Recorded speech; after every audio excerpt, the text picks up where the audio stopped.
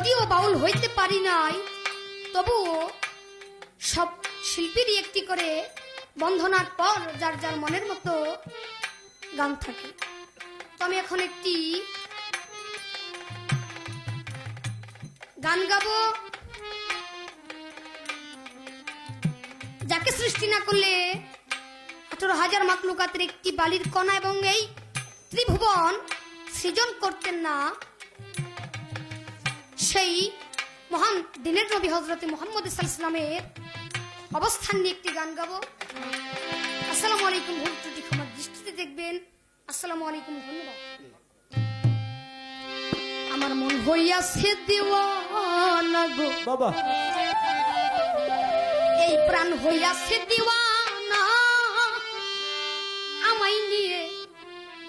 আমায় নিয়ে চল গো তোরা সোনার মদিনা।